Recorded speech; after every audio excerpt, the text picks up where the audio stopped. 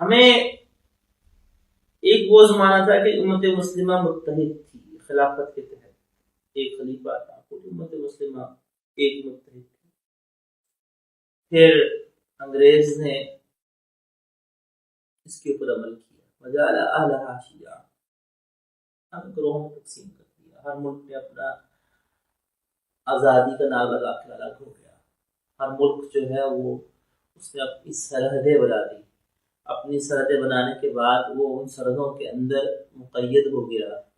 ہر ملک کے اپنے تحفظات آ گئے. ہر ملک مسلمان گروہوں میں تقسیم ہو گئے. اور جب مسلمان گروہوں میں تقسیم ہو گئے تو فائدہ کیا ہوتا ہے؟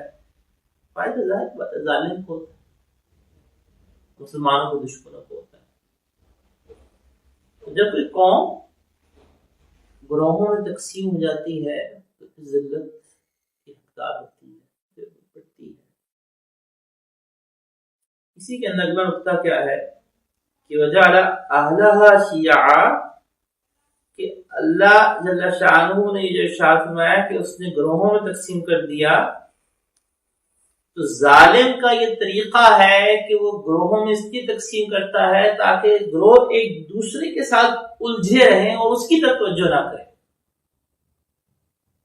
ہمارے اندر کیوں فرقہ واریت کو پیدا کیا گیا؟ ہمارے اندر کیوں گروہوں کو پیدا کیا گیا؟ امت مسلمہ کے اندر لسانی اختلافات کیوں ابھارے جاتے ہیں؟ علاقائی تعصبات کیوں ابھارے جاتے ہیں؟ کہ جب یہ امت مسلمہ کے اندر علاقائی تعصبات ابھار دیے جائیں گے اور علاقائی تعصبات اس طرح سے ابھار دیے جائیں گے کہ بلوچی، اور میں ایک مثال دے رہا ہوں، امت مسلمہ تو سارے مسلمان ہیں نا، لیکن عرب نیشنلزم کیوں کھڑی کی گئی؟ سوچے نا، عرب نیشنلزم کو کیوں نعرہ لگایا گیا؟ عرب نیشنلزم اس لیے کھڑی کی گئی تھی کہ عربوں کو یہ احساس دلایا جائے کہ تم پہلے عرب ہو بعد مسلمان. ان کے اندر یہ تفاخر کو اتنا جنریٹ کیا گیا، اتنا پروپگیٹ کیا گیا، اتنا پمپ کیا گیا. جمال عبد الناصر